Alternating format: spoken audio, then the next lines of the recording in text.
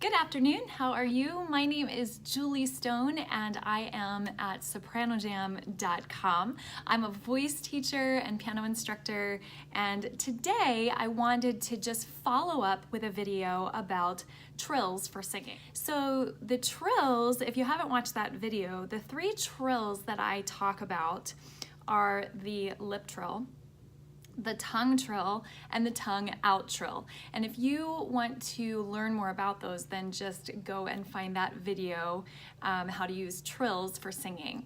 It's a wonderful tool, and I'm actually going to show you how to use that tool in this video today. Why are these trills so helpful? That the trill actually sort of puts the vocal cords, or the action of the vocal cords, out on the outside of your body. So if I do a lip trill, like that, I am seeing a vibration of two tissues coming together and creating sound, right? And the airflow is vital to that sound continuing. So if you are struggling to keep the breath flowing through the trill that you're doing, the sound is going to stop, right? So that becomes super obvious because the trill stops. So I just love that as a tool, because many times when that happens in our vocal cords, if we don't have enough air flowing through the vocal cords to create a healthy sound, we don't stop singing, we start to compensate with extra tension. So using this trill, again, gives you just that really obvious idea of, oh, I'm not using enough airflow. We're gonna use these trills that I've been talking about, and you can pick whichever one you like the best. They're all three really helpful. Again, the lip trill, the tongue trill, and the tongue out trill. So just in case you haven't watched the other video, let me just do a quick demonstration, and because I have no dignity and I don't care if I look like an idiot, I'll just demonstrate each of those trills. So here is the lip trill, and I'll just do a little glide. Okay, the tongue trill. That one's hard for me. And the tongue out trill, which is actually one of my new favorites. It goes like this.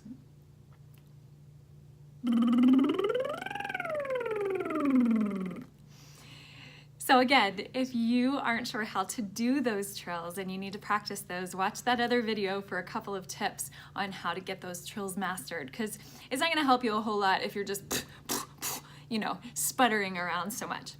Okay, so we are gonna use these trills to help us learn a song.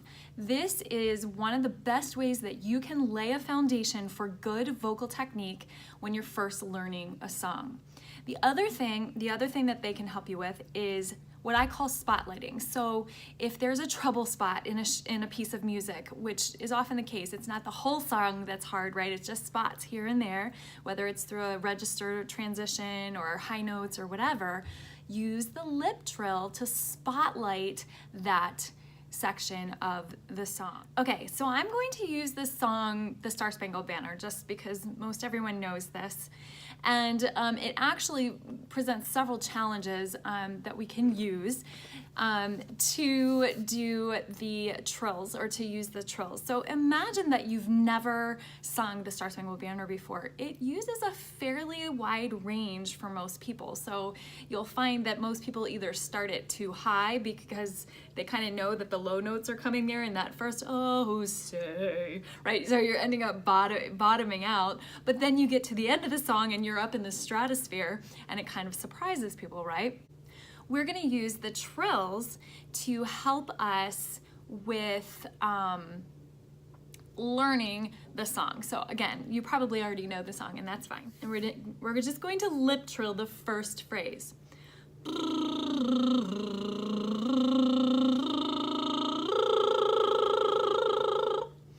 All right, you give it a try with me. Ready?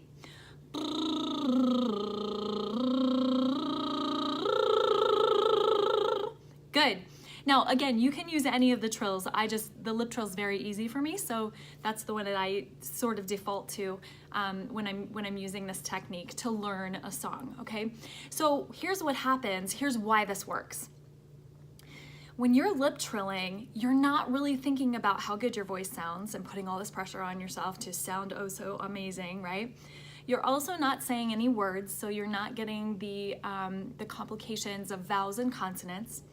And additionally, it's helping you move through your register shifts very, very easily. And here's why. What you are focusing on is keeping the buzz going in your lips or in your tongue if you chose the tongue trill, right?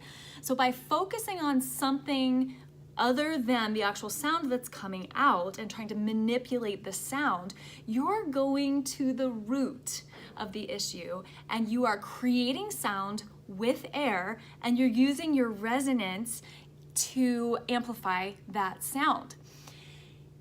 That's exactly how the vocal instrument is supposed to work. In fact, that's how all instruments work. They have three parts: the fuel, the phonator, which is my own made up word, and the filter, which is the resonance system. So again, when you kind of back it up and don't make the focus your sound, but you think about the fuel and the filter, the sound becomes the result. And that is what we want, because then it's going to be free and it's going to be focused and it's going to be phenomenal.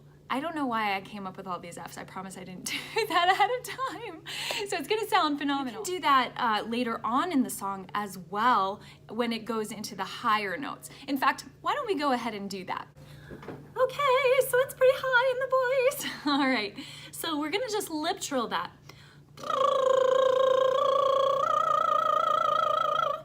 And suddenly it feels super easy. You try that too, ready?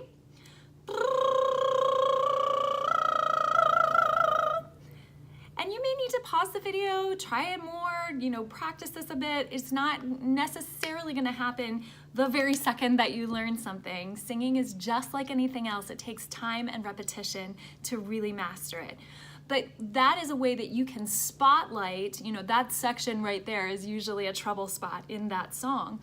So I would bring my attention to that little section right there, and I would just say, you know what, I'm gonna lip trill that and just sort of get that.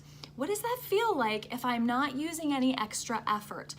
And you have to start to learn to tap into the sensations and the feelings that you're feeling and realizing how your body is working to fuel those pitches. And then once you've done that for a while, you can make the transition into going into your full singing voice. Okay? So that's how you're going to use those trills that I taught you in the other video. So I hope this is really helpful for you, and I'd love to hear back from you if you have any questions or any successes and about using the trills or any other voice issues. Please feel free to contact me at sopranojam.com. Oh, I almost forgot. I want to tell you real quickly about this opportunity that I have going on right now. I am creating an online singing course called The Confident Singer, and it is going to be a course designed to troubleshoot areas of your voice. It's not an exhaustive, comprehensive, learn everything there possibly is to know about singing. What I'm going to do is lay the foundation for you, and I'm going to then give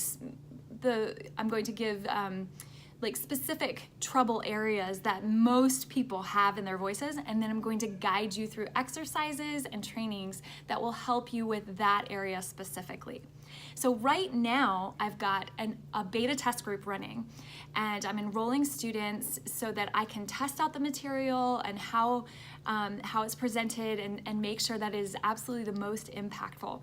If you are interested in that, would you please check out the link that I have included and get more information about that, or again, just email me at sopranojam@gmail.com so that I can get that information to you as soon as possible. It is a limited opportunity, but I hope you'll take me up on it. All right, take care.